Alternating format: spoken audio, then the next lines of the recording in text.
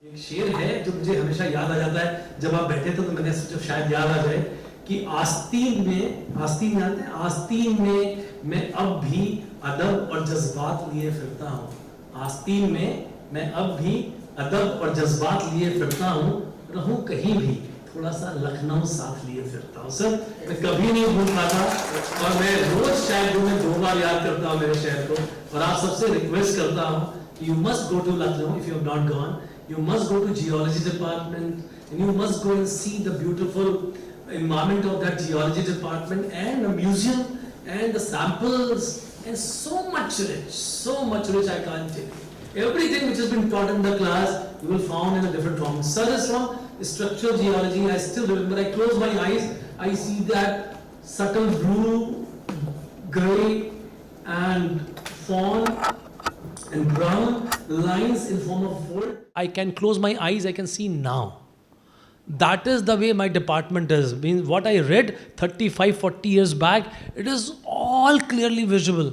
I close my eyes and I see in the thrust area if it is anticline and syncline. Even if I'm reading economic geology, I see if at all there is a possibility of gold, the gold will be at the bottom of the anticline. And it will be deposited because of this, because of that. I can see through. If I see a map, a structural map, I close the eye, you show me the map without putting my pencil on it. So today, I will make outliers, I will make valley, I will make hillocks, I will make maybe hill. You give me contours, I will make it here. So that geology is still my heart. I wanted to say in front of you, because though I left geology in 1996 department, but geology I could never wash out from my heart, from my knowledge, from my brain, because I was not a very bright student in geology. No, you were. I still remember 7:30. You were always be there. My attendance used to be 100%. That I can say. 100% attendance in that. Cold weather, rainy season, any time. I'm there and he's also there. 7:30 dot in the morning. Foggy and whatever it is there. Weather. Thank you, sir. But From Charbagh, very far away. see that bicycle. But I was not very bright in terms of marks. I may be bright, sir. That bright I am. I'm sure about it now. But at that point of time, I used to study for the 7:30 to 3:30 all classes. And from 3:30 to 6:30 every day for 12 years, except Sunday, I was in the baseball ground. And I used to take permission from my teachers that I want to leave early 10 minutes from the practical so that I can join my baseball. So 12 years, 40 years I'm out of my home from last 40 years. From 1984, BSc Geology, I used to go out from my home at 7 in the morning, used to reach to the university at 7:30 and used to reach back home at 7:30. After match, we used to sit at the Monchau. There was a place in Lucknow जहाँ पे Chinese मिलता था. We used to sponsor. After the match, 1 hour we used to discuss the strategy, what we failed in the event and how we could not do well today in the sports. And then going back home, and after 7:30 just quickly take some whatever wash and all, 2 hours revision of the subject I read that day and not sleeping before 10:30. And 10:30 to 11 is to sleep. Again, next day morning, 5:30, woke up, start playing football in the backyard, DAV college, and then get ready quickly, and then go. Means it is 14 hours every day for 40 years. Today, I come to my office around 9:30, 10 every day.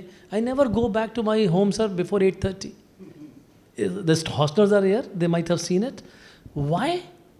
Geology. Geology gives me so much of strength, so much of positivity, so much of energy. ख़त्म ही नहीं होती है. कहाँ से आती है पता नहीं सर, कहाँ से आती है. बट शाम को भी मैं ऐसे ही रहता हूँ. God is kind, I'm so happy. God is kind. At this age also, I have that much of energy at 8:30. Yesterday I was standing near to the basketball court. Somebody have seen that? नहीं, हाँ ये सब तो निकलते ही नहीं है, सब mobile पे रहते हैं. So anyways, I'm cutting it short.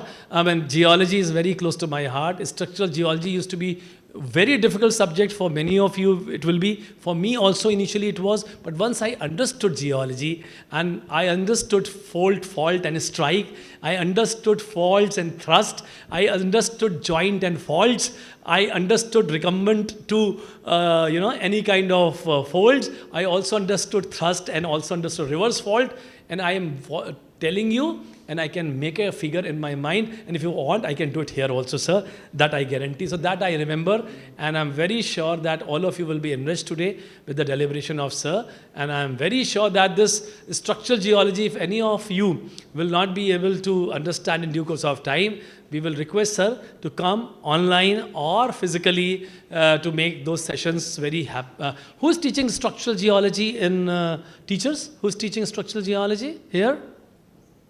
Hello? डरो मत ma'am, you are teaching structural geology, तो आप बता क्यों नहीं रहे हैं? तो क्या हुआ? तो नाउ थोड़ी ना मैंने बोला, I am not use the word now. Come on. So we all, I mean, structural geology, ma'am and Rajdeep is teaching, and I think I am the student of Professor S.K. Singh, if you know, and sir is also the student of Professor S.K. Singh, and we know in structural geology, I have not seen anybody like him, my guru, my teacher, stalwart, you can't imagine, and so much of clarity in his mind. And you had seen Professor S.N. Singh. वो नहीं देखा उन्हें sir. So S.K. Singh, S.N. Singh, and now Professor K.K. Agarwal, the Lucknow University Geology Department is blessed to have such a wonderful people in structural geology, and they have done so much in geology in India, you can't imagine. One very important journal called Paleontological Society of India's journal, which is one of the best journal in the world, comes out from this department of geology, and coming out from last 50 years almost? 59. 59 years. No. Huh. 65th year. Huh. 1959 is the year it was established. Established. Can you imagine? And that old department and stalwarts are here. So please, a clap for sir and clap for everyone. And sir, whatever like my students and faculties are expecting, I'm very sure your deliberation will fulfill those desires. Thank you so much, everyone. God bless you all. Thank you so much. Thank you, sir, for your encouraging words. Sir has already told many things about our distinguished speaker and also about the Lucknow University, but I would also take the honor to introduce our distinguished speaker, Professor Kamal Kishore Agarwal, sir, from Department of Geology at Lucknow University.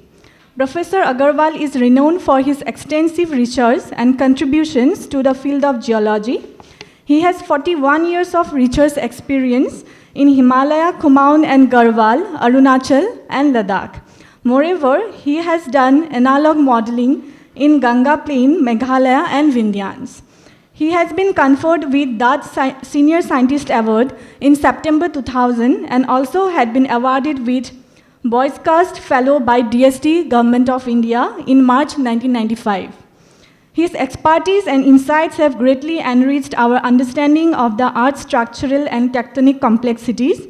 In today's session, Professor Agarwal will take us through various aspects of structural geology, including the dynamics of tectonic movements and the significance of geological maps in interpreting Earth's history and predicting future changes.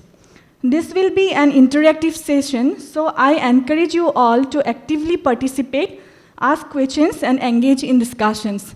Now, I would like to request our Honorable VC, sir, to felicitate Professor Agarwal, sir.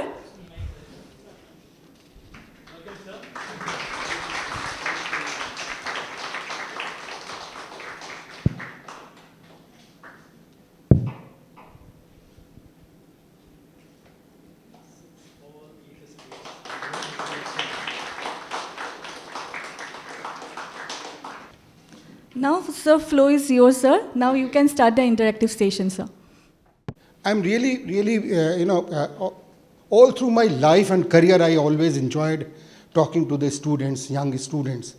I started, this journey as a student in 1976, and still, ma'am, I am also learning, so everybody is learning. So we should never think that we know everything. We know nothing. So it's a process. And this process, as long this process goes on, you keep growing and you keep feeling good. So, and this goodness I always I always try to communicate and to impasse among the students. He is known to me, as I said, he was the first one, used to come in the class at 7:30 in the morning, me also being his teacher, and he would ask every sort of questions. Any question and every question. You finish anything and there's a hand raised in the class, and that happens to be Sanjay Pratap Singh. He is so dear to me because he is a sports person, he is an organizer. They started a group, a cultural group called Haley's, which was new to the entire university while he was in MSc first year, BSc second year. He and Santosh Shah, I remember, and GP Singh and all these things. And just Haley's, because many of you don't know, there was a comet, and that comet was supposed to strike Earth at that year. So Haley that year, it was very, very prominent, very in thing, that name, and they created. And that group was so vibrant. They won all kinds of accolades within the campus, outside the campus, outside the city, visiting different, and mostly dominated by the geology students. One very remarkable thing about the Haley was that anybody who was chairman, a student who used to be a chairman, he would discontinue automatically by law. A new chairman would come. That was the beauty of the Haley, you see, and no funding. No, anybody and somebody would give some money, and they would do every kind of activity. Very healthy group. So this kind of a person you are having, I know what kind of energy he gets, and he disseminate around, because he is known that way. My being here, because we have been interacting all through on various occasions, and so I had this opportunity, and he said, okay, I can stay here and we can talk. This happens to be World Environment Day. As a student of geology or sciences, you must remember all the time one thing, that nobody knows the earth better than a geologist or the earth scientist. So never feel defeated that you don't know. You know everything about the better than anyone else. So everybody should be that confident that whatever the earth processes, past or present or in future, probably you have the better understanding about these processes. And another thing, I was talking to Preetham while coming from airport, that anything we do today, if it has no direct relationship with the environment, with the earth, it is irrelevant, whatever we do today, because that is the main cause for our survival for the times to come. So whatever you do in future, it has to be relevant with the earth, with its environment. So you have to be that positive. Okay, structural geology and tectonics has been my passion, and somebody from the department, you were probably, please, I just missed your name. Amarjyoti Bora. Yeah, you called me. Yes. So I said, okay, I have few lectures ready, but that gives a foundation. He said, you can talk on global tectonics. I said, okay, no issues. But it would be more interesting if you have any question. It should be interactive session. You have any question, you ask. And I'll try to give you a satisfactory, a befitting, a plausible answer to that query. If it is related to structural geology and tectonics, it's fine. If it is not at all related with structural, it is still fine. So that's why I am here. And I'm really, really very glad, Ma'am Sarma, yes, and all the faculty here and the students to actually having me here, and need to a little more, you need to bear me actually, because my students say that you are a very tough teacher, though I don't look that way. But all the students, past students, if you ask them, they are very well placed all over the world. Sir, we always had this fear of attending your class because we will never ask question, but you would definitely ask question to everyone. Nobody will be left ever who has not spoken in my class or have not come to the board, blackboard or now whiteboards. So I give that kind of exposure. You have all the freedom to say anything. You can interrupt anytime, ask anything. So please, you start. You know, what is actually structural geology and what is tectonics? Please feel free, and whatever you want to say, please. Because when you hear a new person, a new expression is there. And this speaking or understanding is just the play of expression. How you use those simple words to express yourself. We all know things, but we always find it difficult to express ourselves using those simpler words. So I just want to hear anyone, geology student, I understand geography students will not be able to. Please don't feel shy. Yes, please introduce yourself. You are a UG student or a PG student?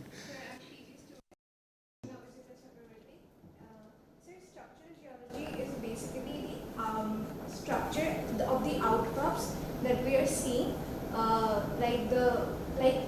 not in the microscopic level. It's out there, and we are seeing the folds, faults, and thrust of it.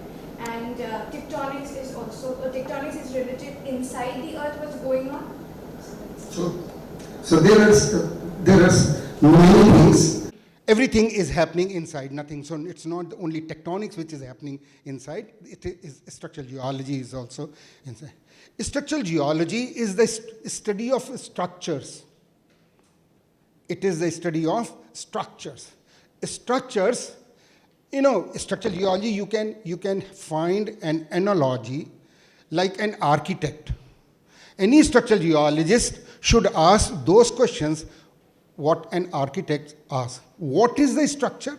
Like a building, like a bridge, like a dam, right? What is the structure? That includes the geometrical aspects, size, shape, and orientation. Size, shape, and because without orientation, it has no meaning. So what is the material? The next question is, what is the material? How that structure is going to be built? If it is a designing thing, so the next question should ask, what is the material? So what is the structure, which includes geometry, and then the material, then how that structure has possibly come up, why, where, and when. So these are the things which a structural geology. So it is basically, the structural geology is basically the architecture of the earth. It is not the microscopic thing. Structural geology is the study of those structures right from those microscopic, even nanoscale to megascopic. Everything. Because everything should be in consonance, in harmony. We used to use this word harmony a lot in our department. So things are, it appears very, haphazard, unorganized. But look, the nature is totally harmony.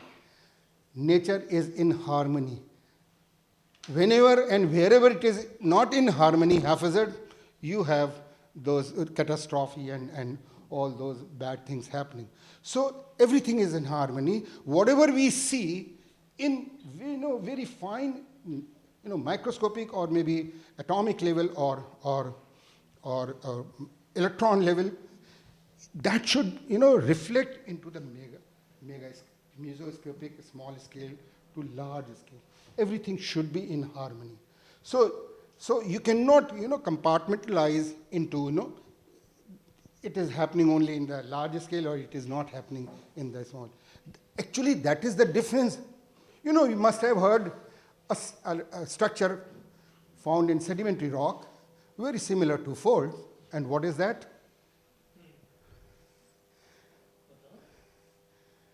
Very similar to fold, a structure found characteristically in sedimentary rocks, sediments, that is ripples. Exactly, isn't it? Now, this is a question. one could be asked in any interview. One knows that this sample is a ripple and this sample is a fold. Both may look similar. But how would you differentiate that this is a sedimentary structure and it's a deformational structure? A structure has to be deformational structure to be qualified to be categorized under structural geology. Because every particle, every grain, every lattice has participated against those deforming forces to generate this geometry, to form this geometry. Whereas it is only the surface feature, the sediments has arranged itself because of that wave and the current to create that kind of form only on the top surface. We know these things, simple things, but we have actually not asked the right kind of questions. You talk to any learned person, they would always tell you that the answers are never important. It is the questions which are always very, very important. So you need to learn the right kind of questions, not to others, to yourself. How would you differentiate? You have different rocks lying samples on the table.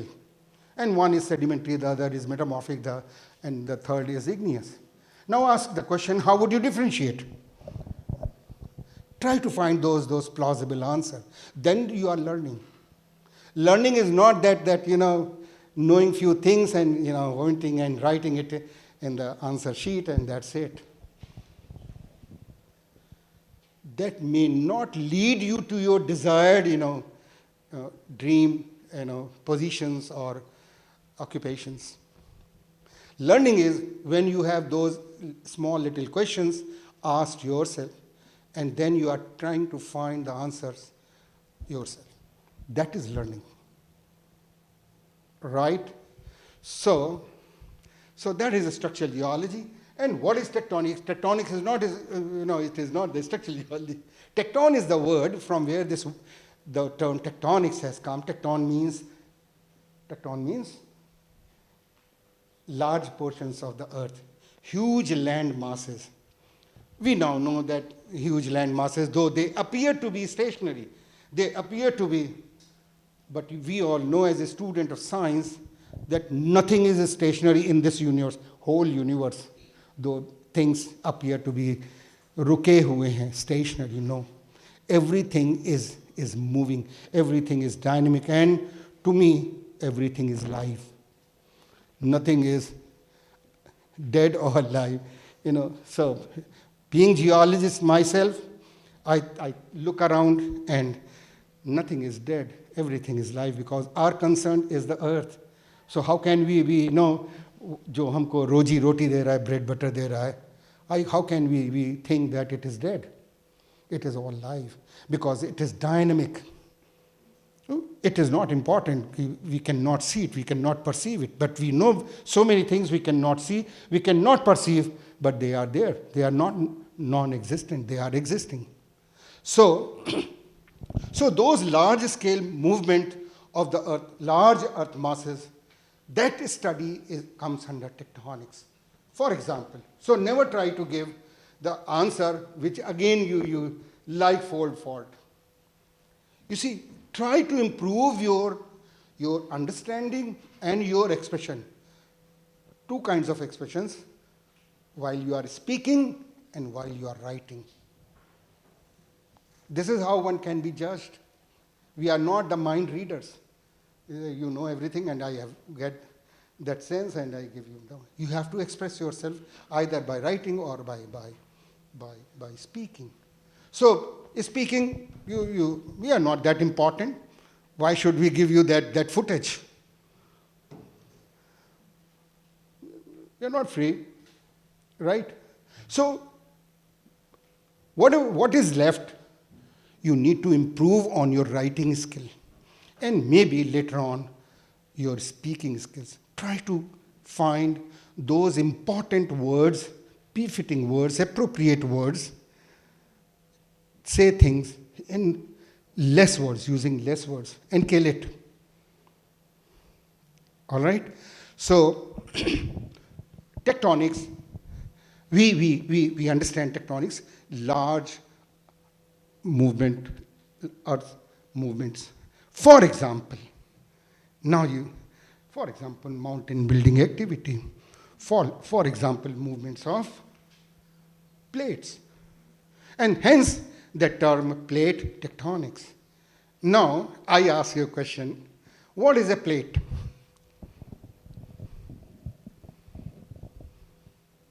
Please, don't be shy.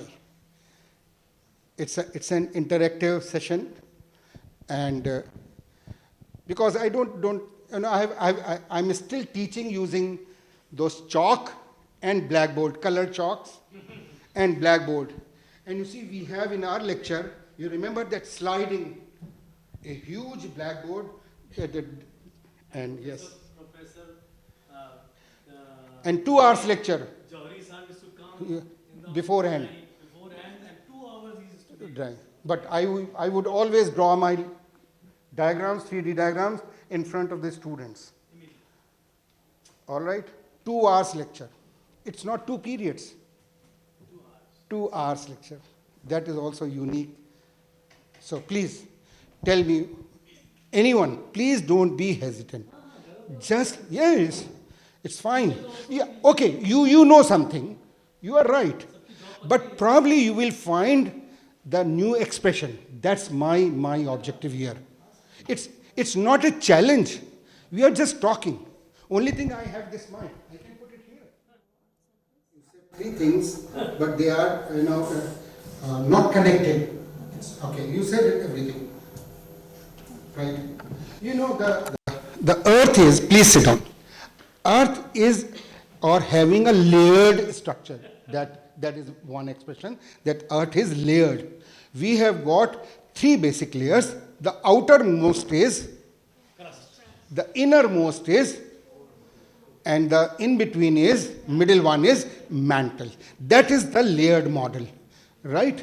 How we differentiate these layers, it is not written. There is no signboard that in case one goes inside that, then the crust has khatam, Guwahati has finished, and Assam is finished, now Arunachal is starting. There is no such demarcated one. How these layers are demarcated?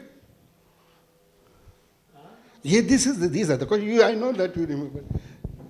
You are going to enjoy it after maybe 30 years, 35 years listening. You see, these are identified on the basis of their physical and chemical characters. There is a sudden change. How do we know? That is a different issue. That is methodology. But how do we differentiate between these layers? Because the crust and mantle, they are physically, there are 2 ways only. There are no biological. There is physical and chemical difference between the crust and mantle, and then mantle and you need further expression. Further explanation, you can spend days and you can spend pages. How do we know? Basically geophysical investigations.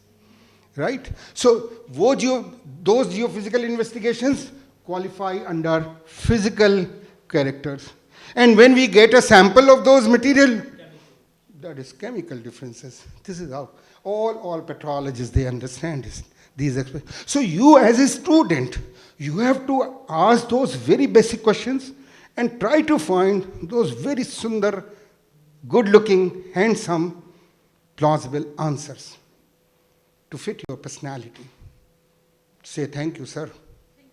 I said you are hand. Oh, come on, अभी हमने आपको compliment दिया है that you are good looking, you are beautiful, you are handsome, भाई. Right. Okay, are you getting me? Similarly, a plate is not actually a crust. Plate is having part of crust. It is, and look at him. And both of them are in the solid form. Right? The lower part of mantle is a fluid form or semi-fluid form, and the metals are floating on that semi-fluid form. Moving from one place to another, there are 7 major plates, there are few minor plates, and they are moving around. The tectonic forces So if you had learned that those simple expressions, you will, I tell you, will never miss it. So plates are basically lithospheric in nature. That is the first point to be written, said anywhere. Plates are made up of lithosphere. And lithosphere is made up of entire crust and upper part of mantle.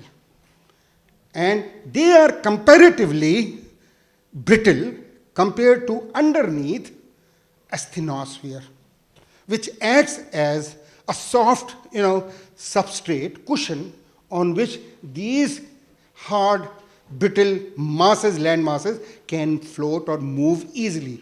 It acts as a lubricant. You put some lubricant oil here, and then it will be easy to slip and slide. Isn't it? Right? So, so this kind of expressions you need. All right? So, movement and interaction of these plates, which are lithospheric in nature, globally is global tectonics or plate tectonics. Got it? So these kinds of things we need to actually it is all written. I'm not saying anything new. Yes. You see, but you have to imbibe these kinds of simple expressions which are easier for you to understand, which are easier for you to make others understand. That's the simple thing. All right? So, all right, coming to the third topic, what is a geological map? What is a map? First, what is a map? And then what you do out of geological map. And what is a geological map? Representation of the various features of the earth, and we can also represent the other heavenly bodies by means of the earth, by means of the map. Right. So can we have a map of this room? Yes, sir, definitely. Right? What you have missed? Because a map cannot be of the same size as the room is. Because we really don't need a map. Transportable scale, we prepare a map. That Scale. you did not say. Direction. Right? Feature. Yeah. He will not miss anything. Why have you come here? नहीं, तुमने तो सब.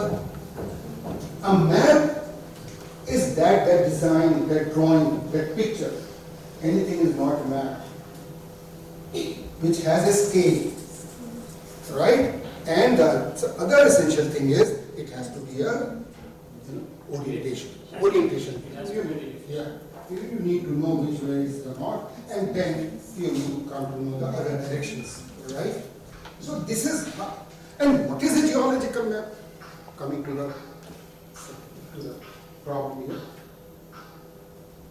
When we prepare a map of the subsurface of the earth, Map showing the disposition of different ecology structural features. So suppose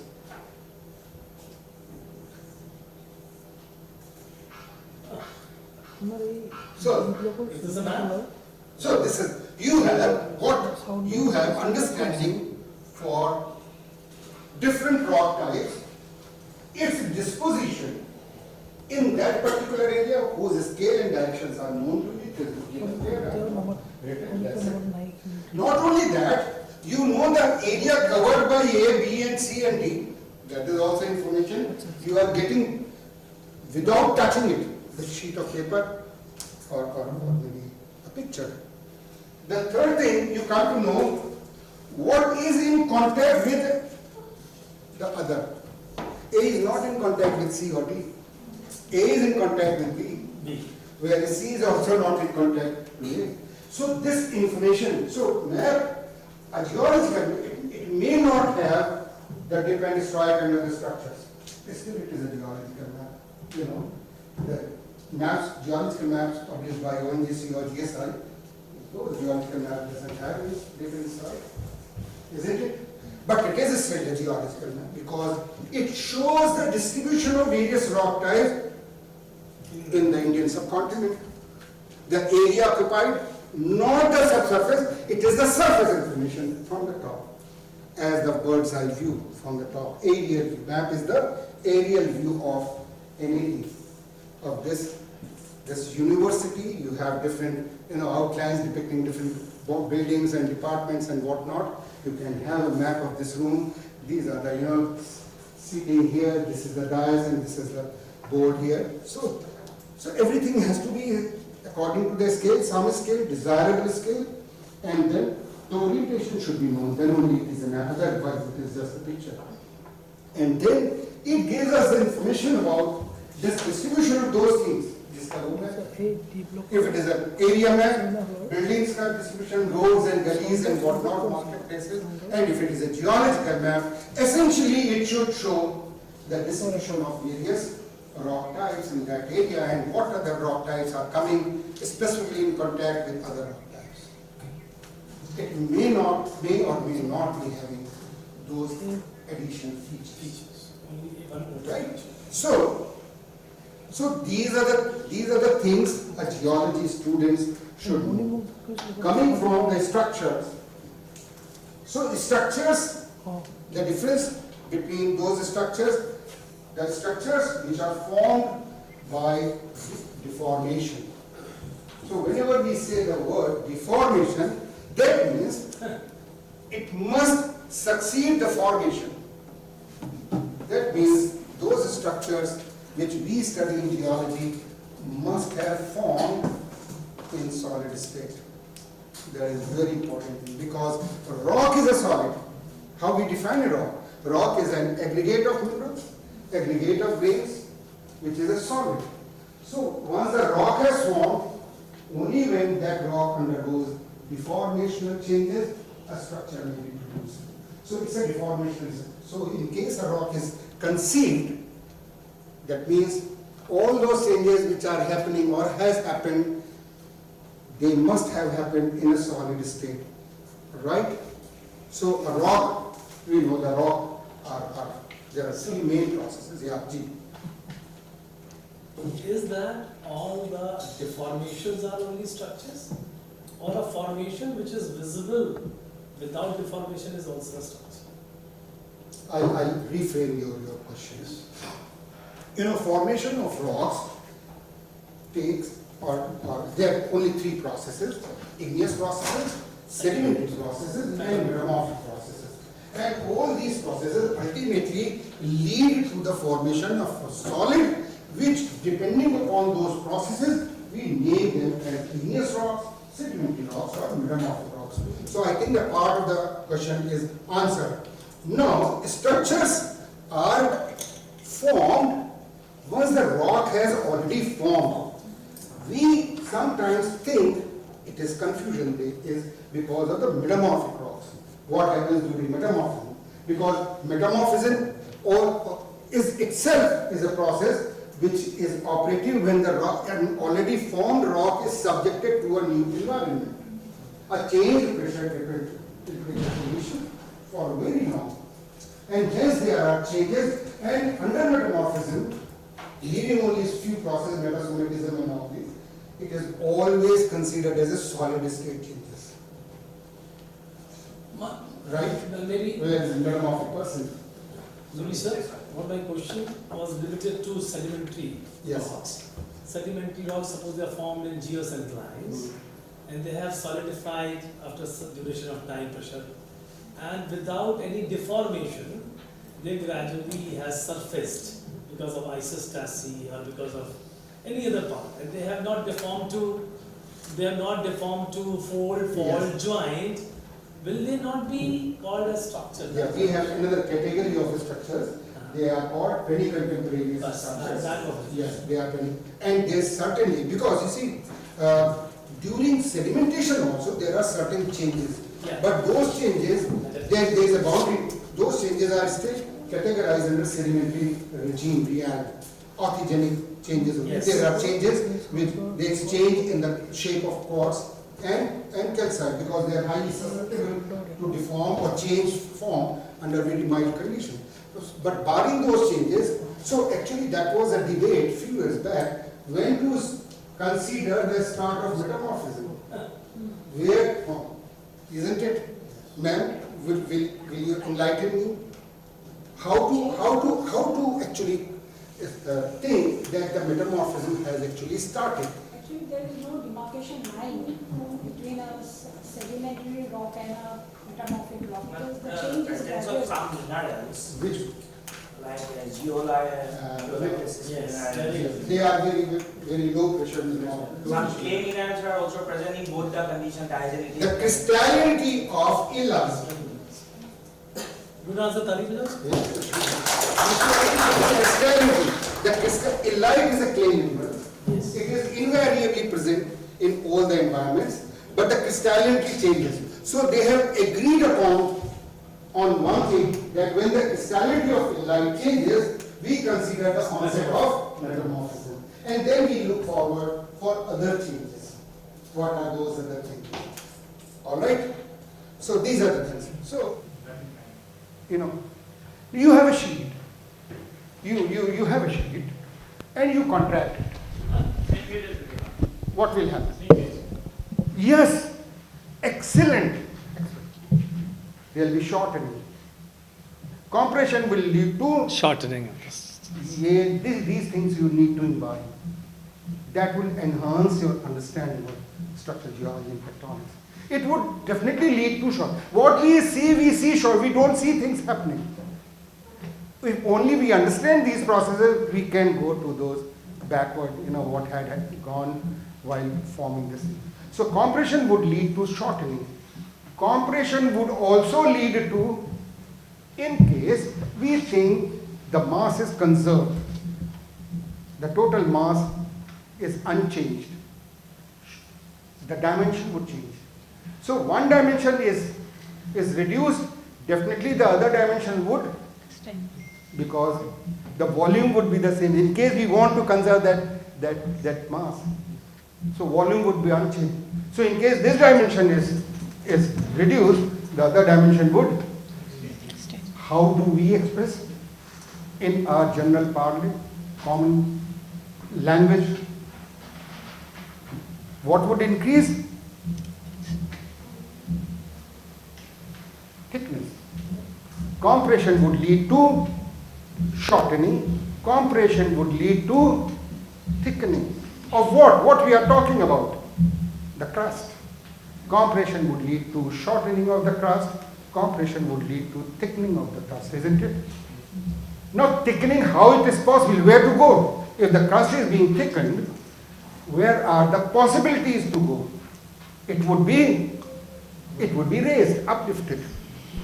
We have different kinds of geographical expression. Wherever the crust is raised, we call it mountain and various other related features, isn't it? Now we see those features that should lead to those processes. This is what I'm trying to emphasize here. We don't see things happening. But it must lead to these things, that it must have undergone these kinds of things. The third thing, very important, the contraction would bring the things lying at this level to Next level, higher level. to higher level. Upliftment of downtrodden. Compression would Constitution of uplift India. the things which are lying probably at the lower level to at a higher level.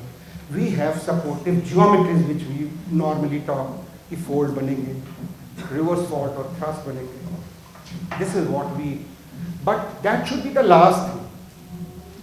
The first thing is that, because that we see, from here we need to answer those questions. How is it possible? Those questions which as an architect we have asked ourselves. Got it? So, similarly, on the other hand, the extension, the forces has generated such an area where the possibly extinction of the crust has resulted. It would lead to lengthening of the crust. Lengthening would lead to thinning of the crust, and probably the things which were lying at a high level to the supportive geometry. क्या है? What are the supportive geometries which we have studied as a student of geology?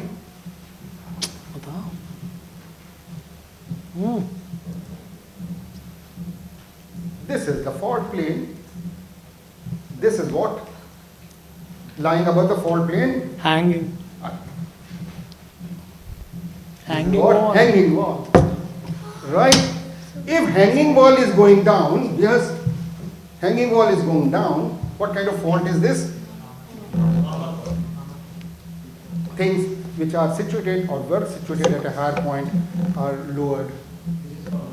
Right? Hanging wall goes up, reverse fault. Now we know, we see these things in the geological rock record, and we need to find those answers.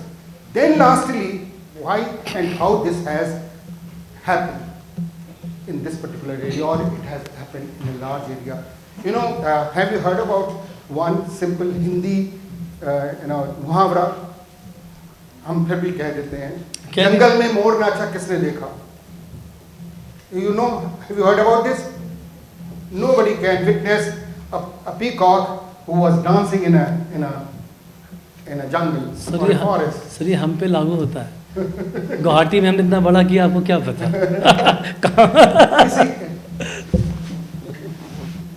We need to answer these things, how this has happened, right?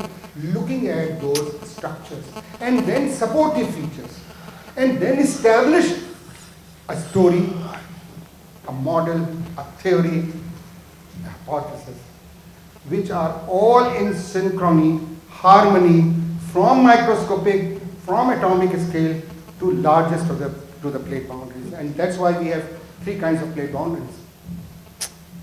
Under extinctional system, under contractional system, and the third one. No, sir की भाषा में बता ना. The third type is somebody bound by transform fault. Since both these terms have come up, I will not leave this class without differentiating these two terms. Did you say Transform. 180 degrees? They are. Actually. They are. And it's a challenge. Anybody in the class explains the difference between transform and transcurrent faults. Dinner is from my side. हम chocolate देते हैं बच्चों को ऐसे class में, but here. Try. Dinner मिलेगा. Not less than. Try करो. Sir, what was the question? I Difference do not- between transform and transcurrent fault. Yeah. Simple question. I will do it. Definitely I will do it. And only if you say like this, till your head is detached, you accept it, I will not. All right. So you see, what are these? What kind of challenges we face actually in expressing different features, different processes, different geometries that we need to understand in the way as I have learned and I have tried to make my students learn. Right? So those, because geology is archival, basically history of. Yeah, that should be the, he has been like this right from those 1985, 86 days, history of Earth, right? So geology is that we need to actually, we are actually, and then in today's world, geological world, there is a fashion that everything should be some way or the other in accordance with the plate tectonics, the concept which is prevailing. Whatever we do, whichever branch of geology we do, petrology or geochemistry or paleontology or stratigraphy or structural geology, sedimentology, anything and everything should be in that big umbrella of global tectonic plate, isn't it? Right? And if it is not, people won't, okay, you say and I don't care. Who cares? Right? So, please ask now. Anything?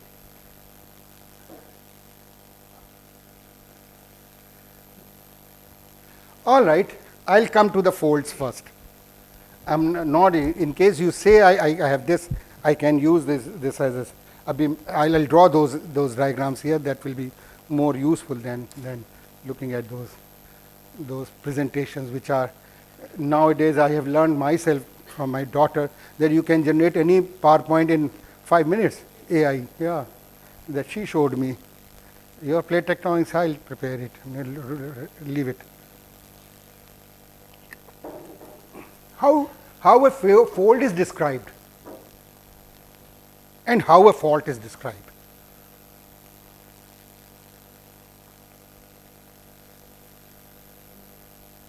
No, it's okay. You know, we are hesitant. I know that. We know things, and most of the time we are hesitant because we have that fear of being, you know, scolded by our friends. Sir is alone, we can say anything to him. Nobody is going to witness it, record it. But in case of full house, the students, the friends would tease. So I know this everything. How a fold should be? Yeah, please. Don't say why, how, what is it? How it is? Yes. Yeah, these are systematic, you know, wave-like features. Very simple. These are wave-like features which are present in the rocks. And a fold has to be a deformational feature, must have been produced because of those deforming forces. And most of the time, these are compressional. These are forces which are coming together, right? And as a result, that layer has shortened, and as I have explained, you have, you know, like crests and troughs, right? And 90% of the professional geologists would look at the structure in the rocks and they would describe it as an anticline and a syncline, whereas it should be described as an antiform and a synform, isn't it? Only any student can you differentiate between an antiform and an anticline?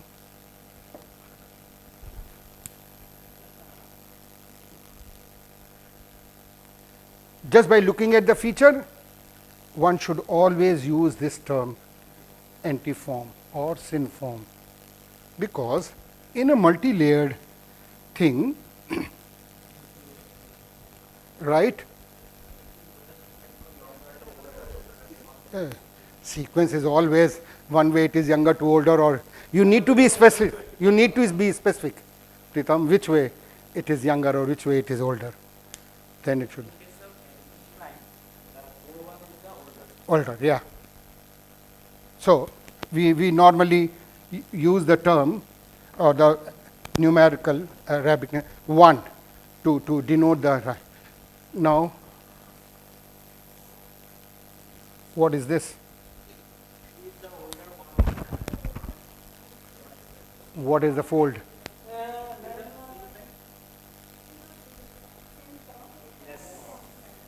Yes, ma'am is correct. It's a synform. The form is that the limbs are dipping towards each other, or it is convex downward or closing downwards, right? So it is a synform.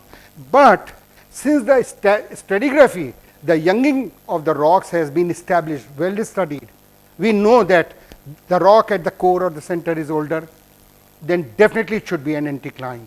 So it can be referred as synformal anticline or anticlinal synform. This is what I wanted to share with the students very specifically. You have to be that specific in all your future expressions.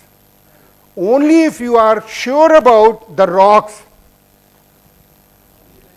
if it is, what is that structure? Any student? A UG student is here? Please raise your hand. Hey? Oh yes. नहीं पढ़ा? Okay. All right. So 3 is younger, 2 is older, 1 is still older. So right. So the structure suggests, just by looking at it, is closing, but at the same time it is containing younger rock in its center or core. It is a syncline as well. So this fold is a synformal syncline or synclinal synform, right? So you have to be that careful. Yeah, why not? So this is actually a synformal anticline. So what happens in area, like many of you have seen the cratonic or the basement rocks, where you have these metamorphic rocks are exposed, you have complex folding is there, right? And what happens in those complex folding, where we cannot establish right there which one is younger and which one is older. So instead of directly using those terms, definitive terms, syncline and anticline, because these are two definitive terms, only should be used once we are sure about the younger and the older, the stratigraphy of the rocks, which one is. Otherwise, we have competent terminology to address these structures, synforms or antiforms. All right. So this is how. Now, coming to the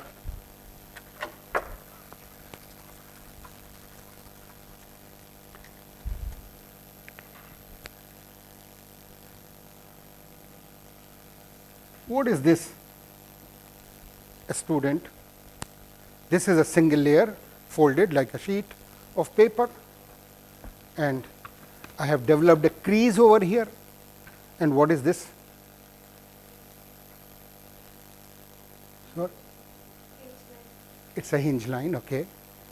All right, fine. Do you have an alternative word also? Because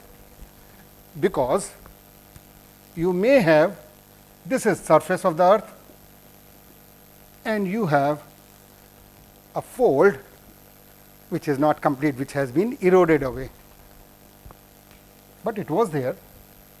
But in this case, you are not able to see the fold, complete fold. The hinge area is not seen. All right. Here you can say it is hinge, but here you cannot see or visualize the hinge because it is not there. Or if it is there, it is buried deep inside the earth. UG students, are you following? Right? It is buried inside the earth. You have an alternative term, and that is axis. That is axis or fold axis, right? Now, what is the significance of the fold axis?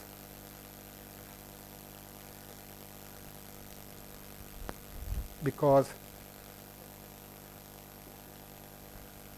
this is where we walk, isn't it, as a geologist, on the surface, this way or that way, right? Can you imagine, conceive this diagram? Are you following, every one of you? Very simple, right? Because it is that on the surface, from where once you cross this line, what has changed?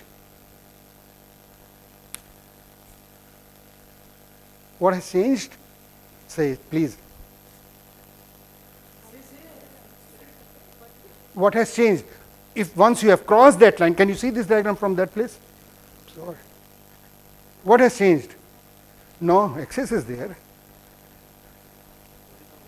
The direction of dip. From here it was dipping this way. Now once you have crossed this line, the rocks are the same.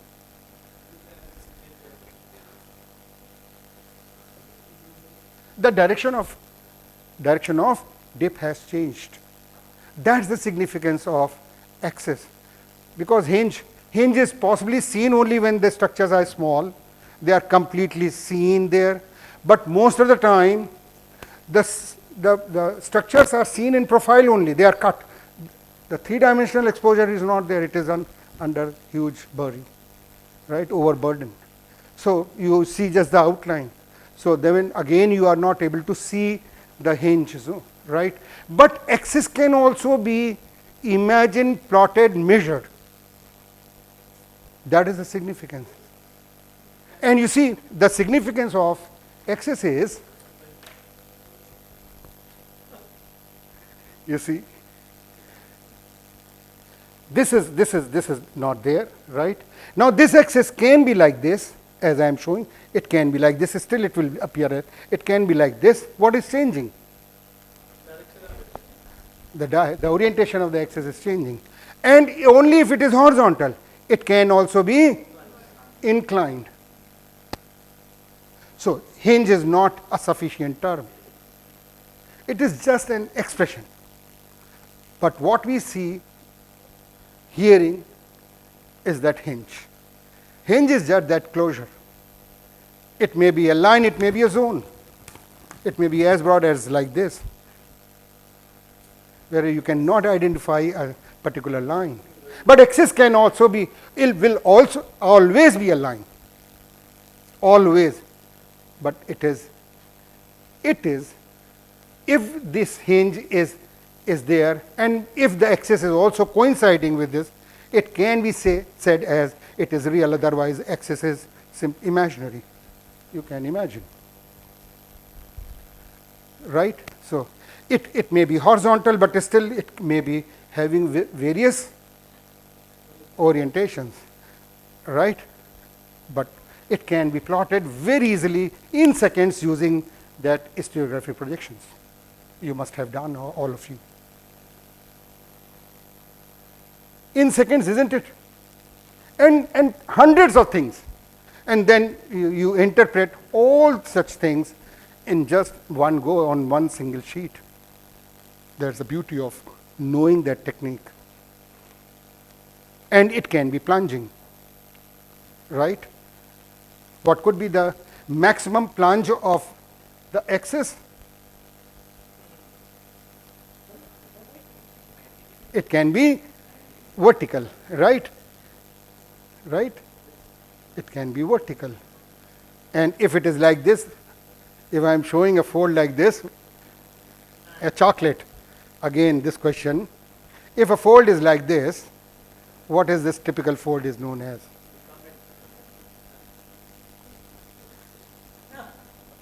अभी हम आपको definition बताएंगे तब आपको याद आ जाएगा. आपने सबने पढ़ा है? नहीं. This fold, ma'am said it. It is a reclined fold, reclined. Fluty, 1962 classification. Fluty classification. Have you studied that? 1962. Yeah, the axis and the axial plane relationship. The definition of the reclined fold says that the axis is directly plunging down the dip of the axial plane. This is the axial plane.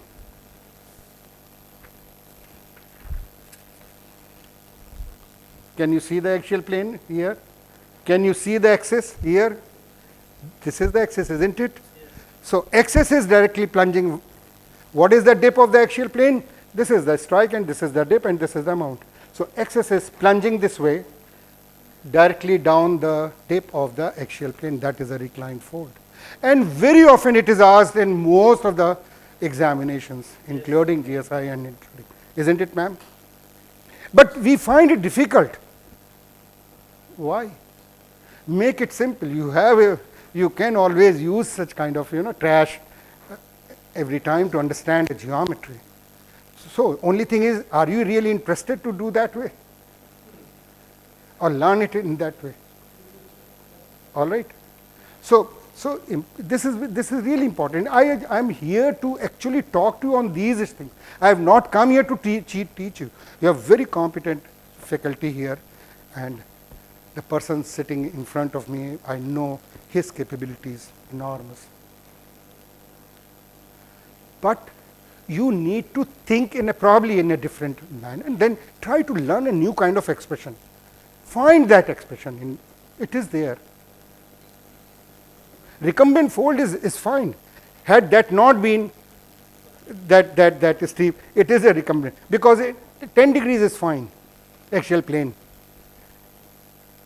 10 degrees both ways, 0 to 10 degrees. That qualifies to. And how you define a recumbent fold? Okay, by the way, that has come. Please,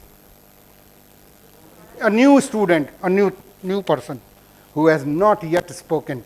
Friends sitting there, are you geography students? there? Oh, all right, I'll come to. No, that. Okay, right. सब जगह है. हाँ.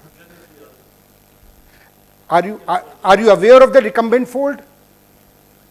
Everybody and every in the class, recumbent fold is like this. We call it in Hindi लेटा हुआ है जो fold. ये fold कैसे है? ये क्या है? Upright, standing. ये झुका है और ये लेटा. इतनी हिंदी तो हम लोग जानते हैं बॉलीवुड के, थैंक्स टू. Okay, right. ये स्टैंडिंग खड़ा हुआ है फोल्ड, ये झुका हुआ है. All right, so how you define a recumbent fold? What is so special about the recumbent fold? You see how this process of folding goes. I've got few papers actually. What Sanjay Singh was saying was analog modeling, different layers. I did physical analog modeling using sandbox. That was the first lab in the country. Not even IITs or those IITians, they had not even seen those. I had created that lab in. He witnessed that process. He was there. You were there then. How that difficult and how standard level or what kind of experiments were performed there. Science means reproducibility, getting the same result. Under yes, I designed it by.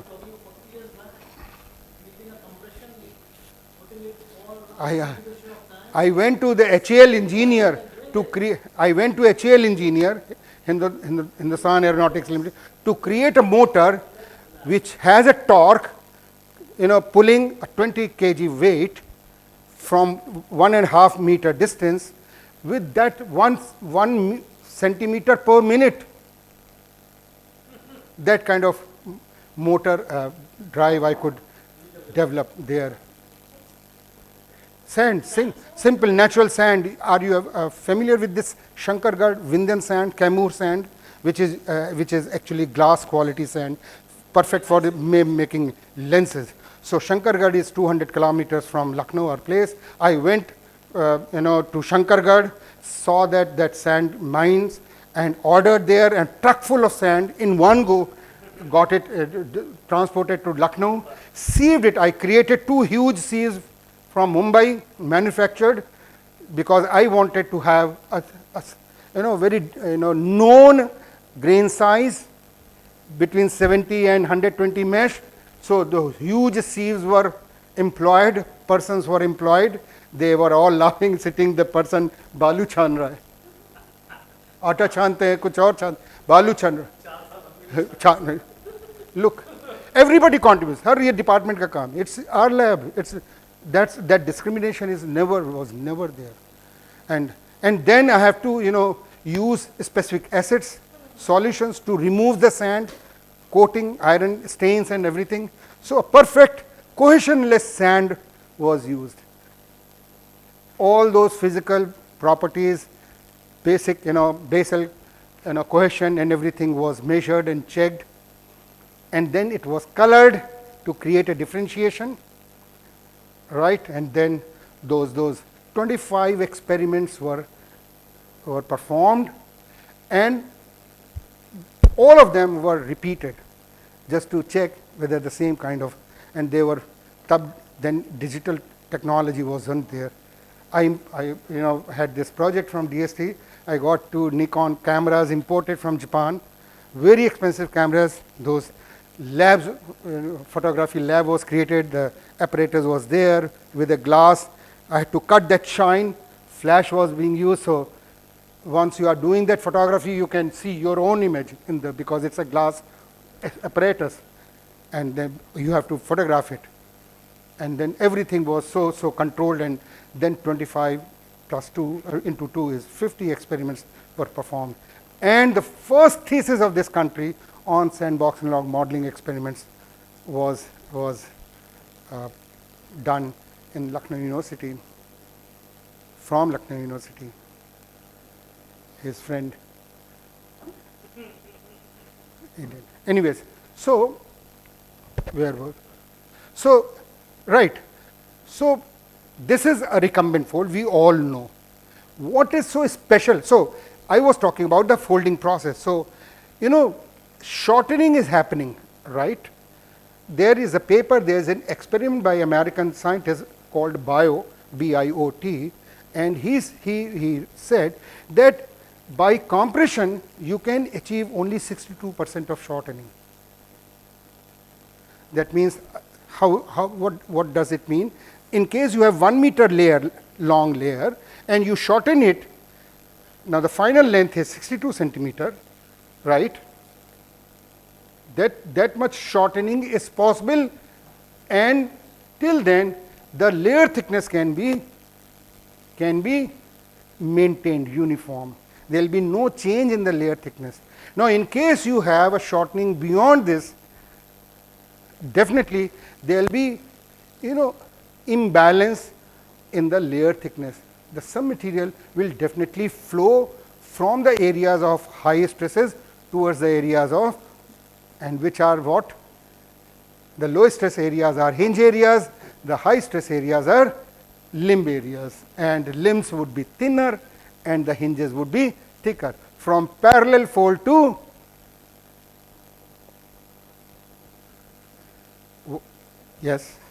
from parallel fold to similar fold.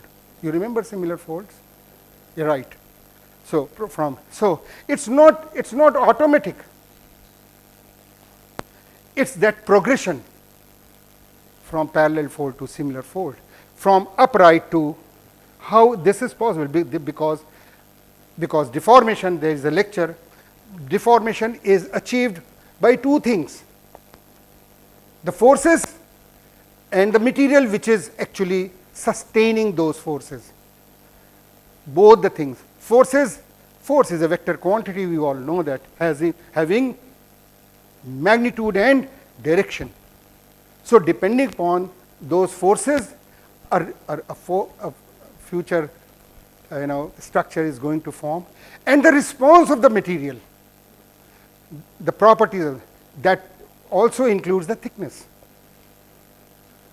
What kind of structure you are going to get? Normally, students should ask, sir or ma'am, we are visiting this small area, maybe this outcrop and that outcrop, and we have a variety of structures. Now, in this small area, there should not be any difference in the magnitude, because magnitude, definitely it has trajectories, those forces, it would vary in a large area, but not in a small area. But what is that controlling thing which has actually given rise to formation of different kinds of structures? That is the question. Are you getting me? No? You see, you are visiting some area, and maybe 5 meter here and 5 meter adjacent area, and you have a complexity of structures. You have a variety of structures found, right? Now, we know that the structures, for example, Boudins, for examples, Mullins, for examples, folds, for examples, blah blah blah. So many structures. They have definite, environment. As I said, compression and extension. You see, I'll give you one simple analogy. Please look at me. Yeah, you are strong, I am not that strong, and he hits me, both of us, with the same intensity. You see, I may be fallen on, you are still standing. That's the response. Even if the force, the magnitude and the direction is the same, depending upon the response of the deforming material, the kind of structure is going to form. This is what our job is, why this is particular. The second thing is that he is standing here and we both are standing here and here, and he has one fist, operational. In my direction, the same he wants to hit to the other person. So, do you think it is the same force, but it has different objects in different directions, even in a small vicinity, but the trajectory has changed. I will give you a very simple example.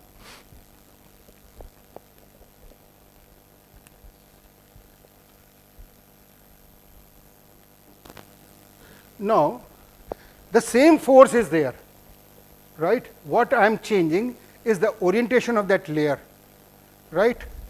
And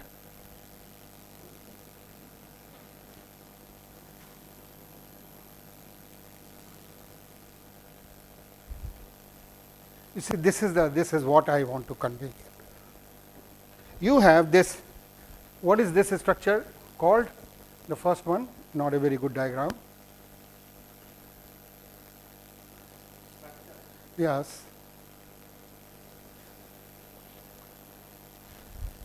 Anyone in the class? Yes, it's a boudin, or maybe pinch and swell structure, isn't it, ma'am? Isn't it? Correct? Right? But these are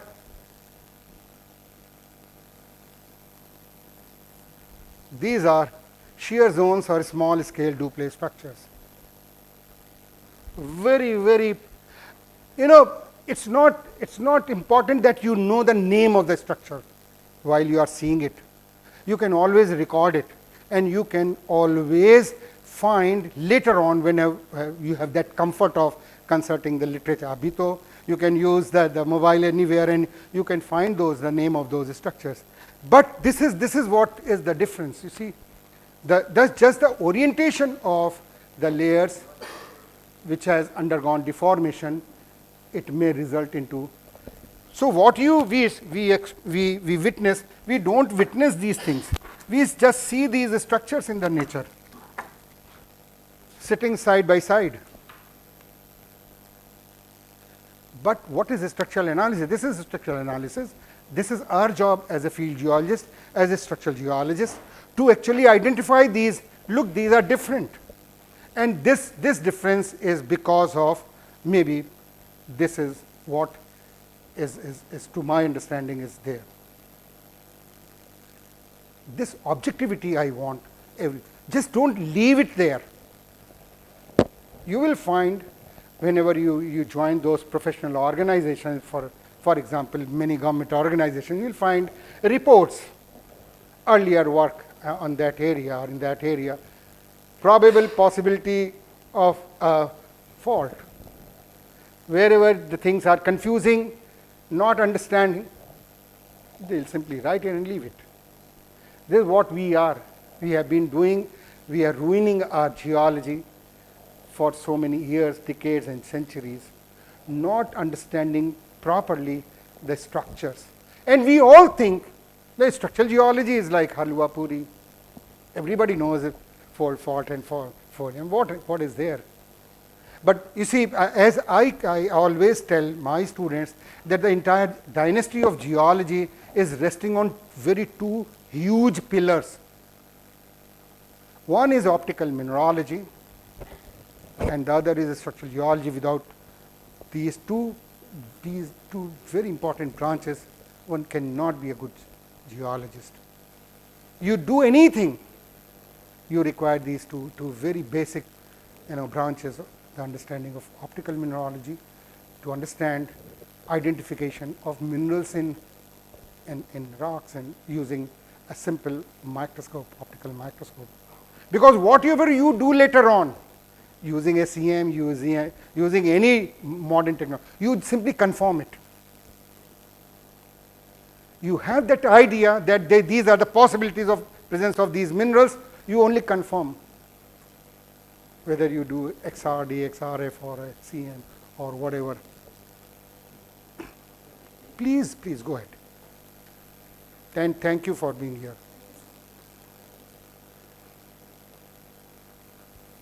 Please shift that way.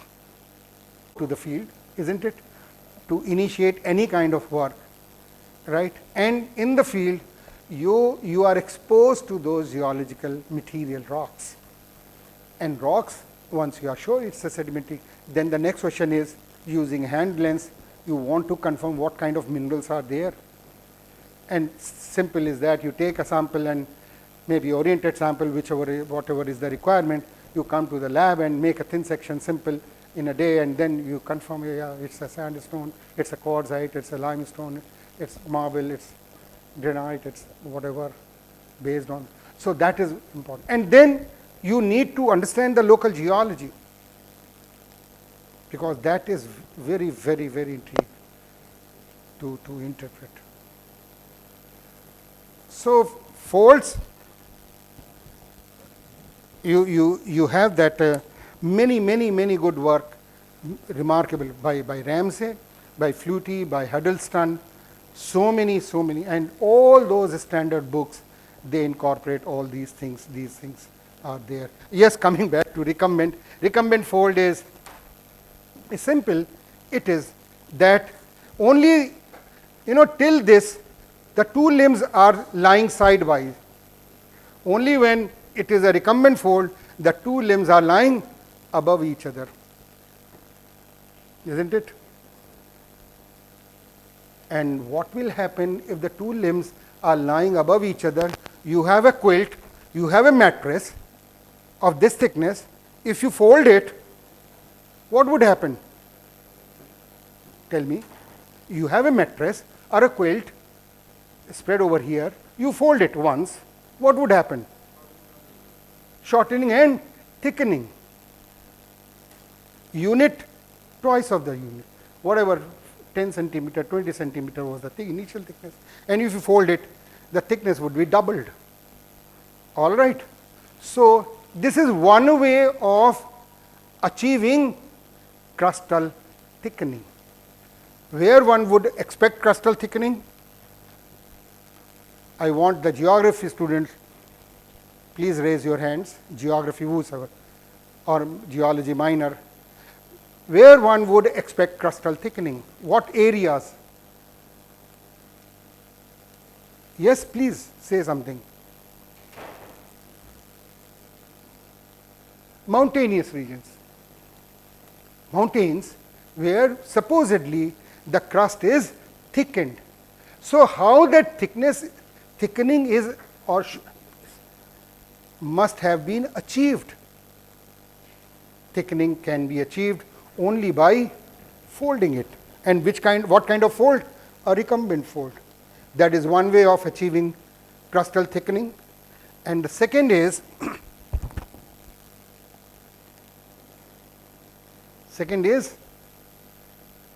all right, I'll give you another very simple example. Cards, deck जानते हैं आप लोग? How many cards are there in a deck? 52. So we are on the right track. Card deck, right? You have many kind of manifestations of keeping those cards. You can place them on some surface, side by side. Maybe it will occupy this much area, isn't it? Or you can make them stacked on each other. It will occupy this much area only in your palm. इतने में तो आ जाता है. This is how you shuffle the card. Say yes or no. All right. What has not changed?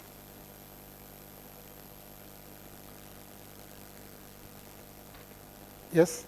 What has not changed? The geometry has changed. Oh, come on. Oh, yeah. Oh, come on. This big and this big geometry, isn't it? It has changed. What has not changed? The volumes. The volume. But the dimensions has changed.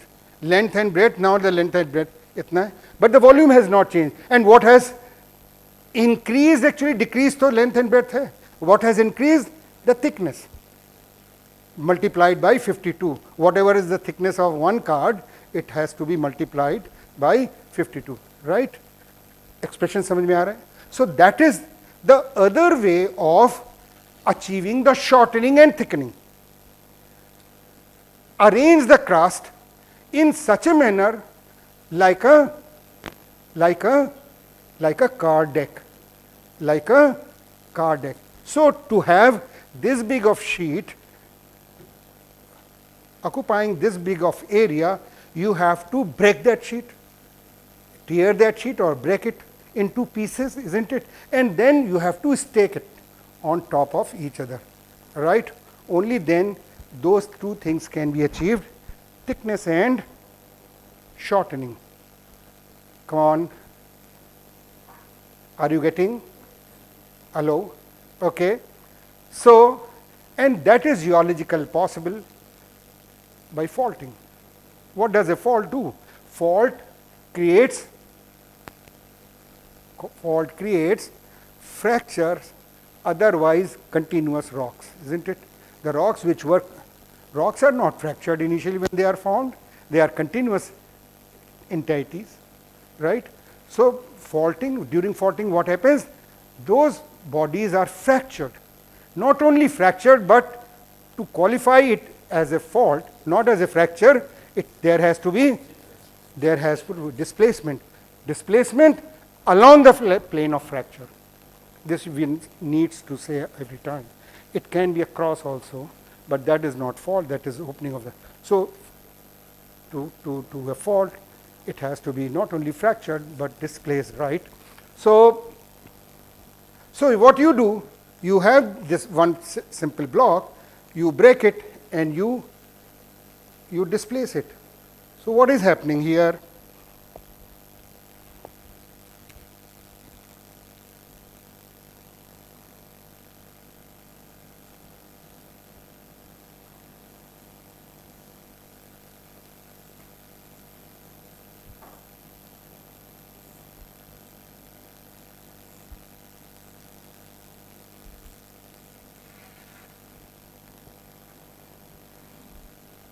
So what is happening here?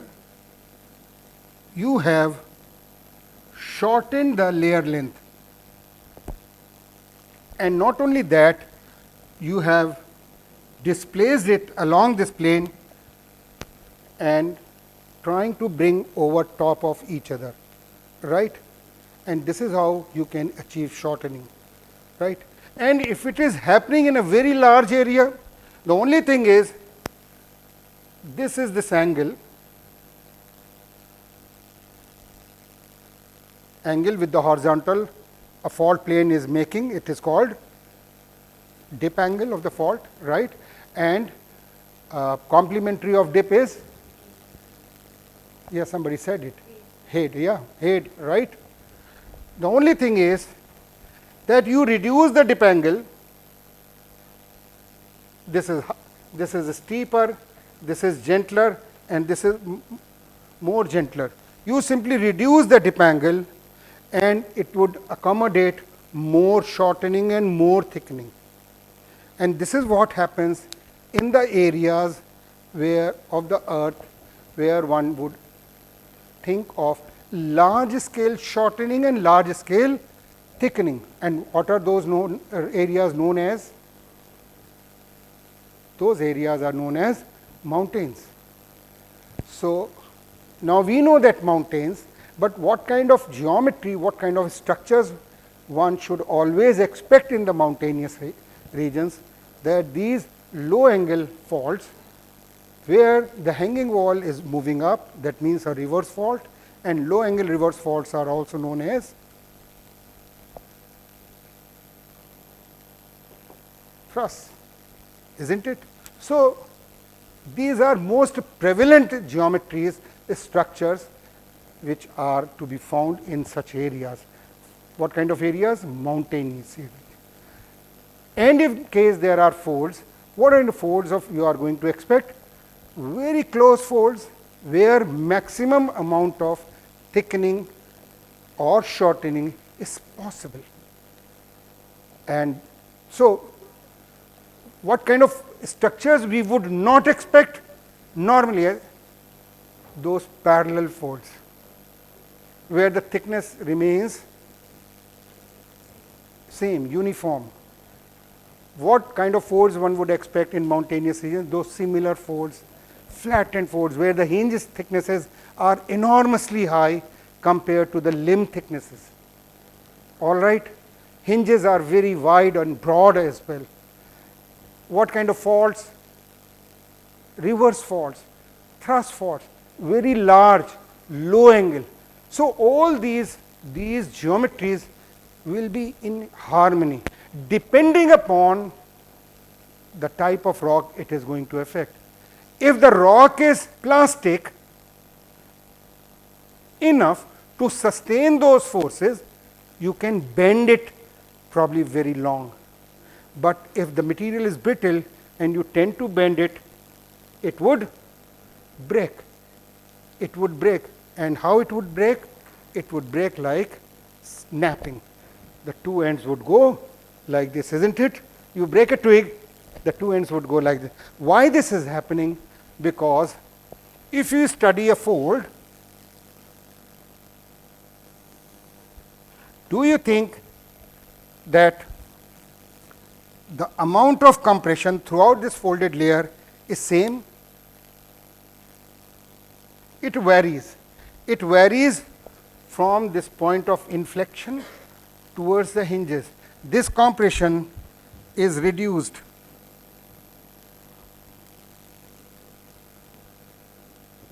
But at the same time, these hinge areas, they are under at the same time, you see. So, never say it again, compressional and extension, because in a fold, along those inflection points, the compression would be maximum, but along the hinges, extension would be maximum. This is how the stress is varying throughout a folded layer. You measure it here, you measure it there, right? But if the forces are there, it will become, converted into stresses, and the stresses would be having those kinds of effects, and here the hinges would be having those extension effects. And that's why you will find most of the time these hinges are highly vulnerable. You see a fold in the field, you will find that hinges, they are highly vulnerable. Lots of fractures are there along the hinge zones.